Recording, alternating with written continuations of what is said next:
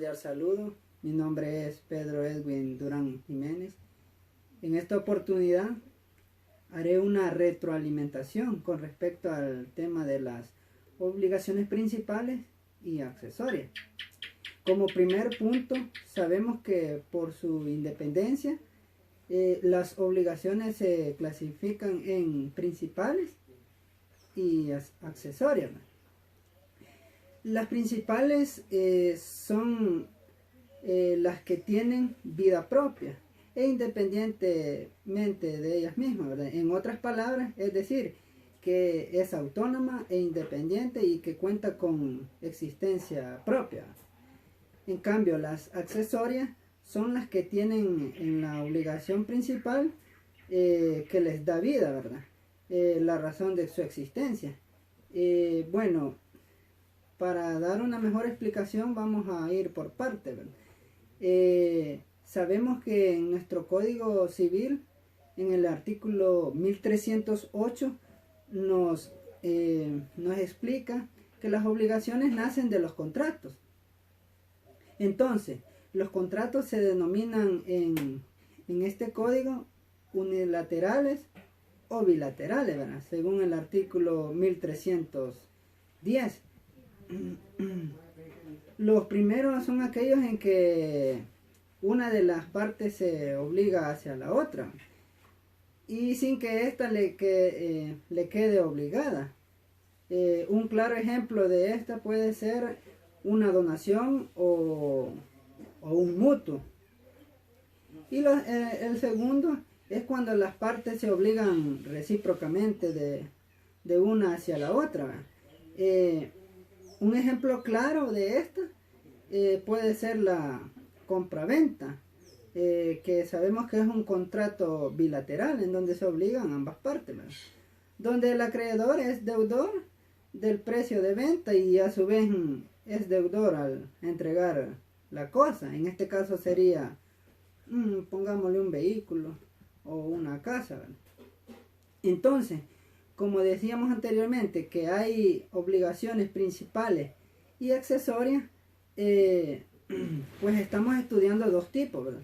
Una es principal y la otra es accesoria, ¿verdad? Entonces, cuando una es la razón de la existencia de la otra, la obligación principal existe por sí misma, ¿verdad? Mientras que la accesoria tiende a su existencia en razón de la principal. Como por ejemplo, un ejemplo claro podemos poner que David está obligado a entregar a Pedro una casa, ¿verdad? El día 30 de noviembre de 2020, estipulándose una cláusula penal de $500 por cada día de demora en efectivar el pago de la casa, ¿verdad? En este caso, la obligación principal es la entrega de la casa y la accesoria sería el pago de la cláusula penal moratoria, ¿verdad? Si se llegase a dar. Entonces, un punto, la importancia de la distinción, según autores, consideran que las clasificaciones, valga la redundancia, clásicas, no bastan, como por ejemplo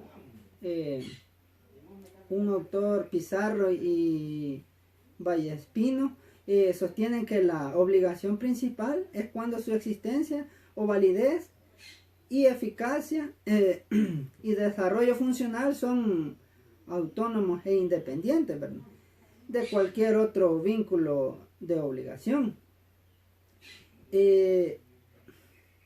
Las obligaciones accesorias es cuando dependen de estos aspectos de otra obligación principal y por lo tanto encuentra en esta razón de ser su existencia, ¿verdad?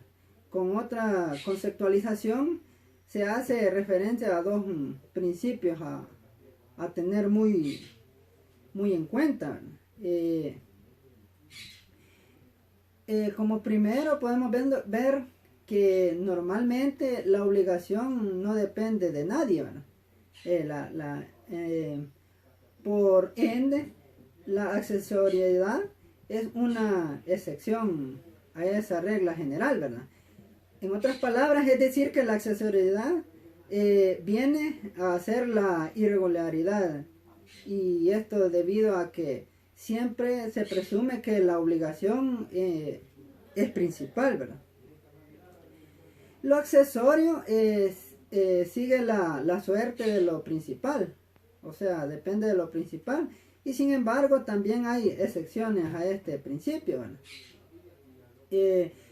Esta distinción se discute si es importante o si es meramente una distinción doctrinaria, ¿verdad?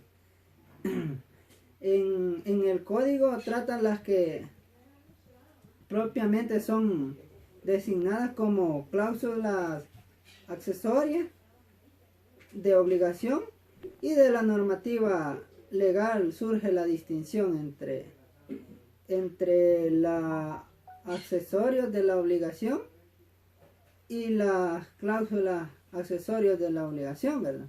Y a su vez los primeros comprenden dos categorías, ¿verdad?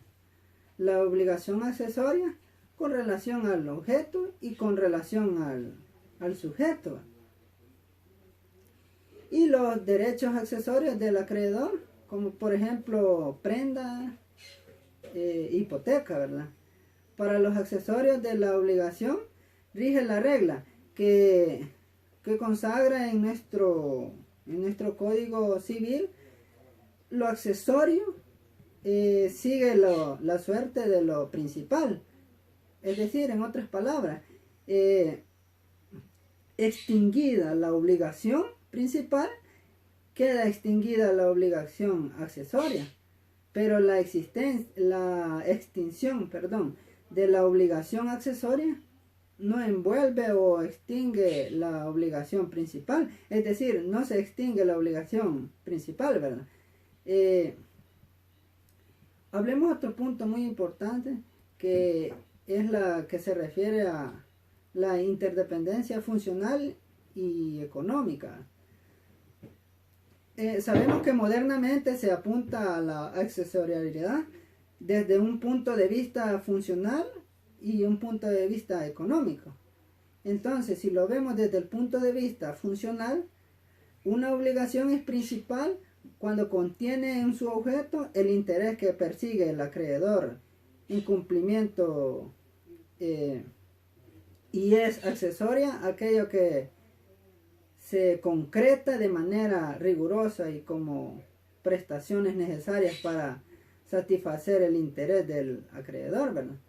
Pero tiene la finalidad de lograr la utilidad y el beneficio de reportárselo al acreedor, ¿verdad?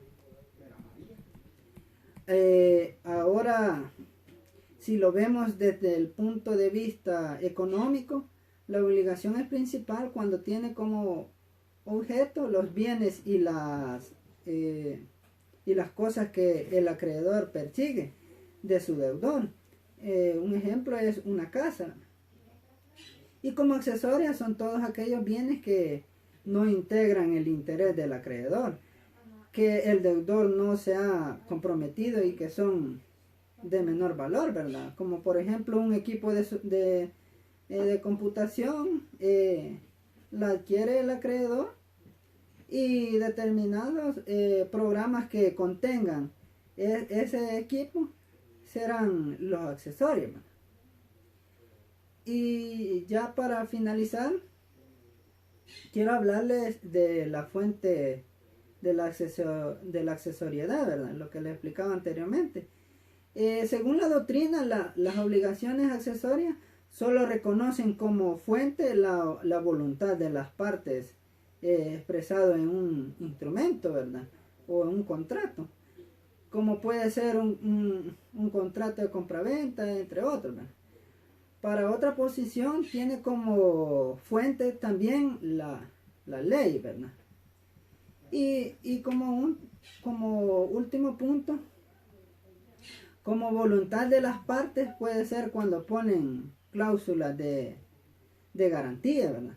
O cuando quieren satisfacer el interés personal, ¿verdad? Y como fuente legal se cita como, por ejemplo, la indemnización, la indemnización por daños y perjuicios, ¿verdad? En caso de que,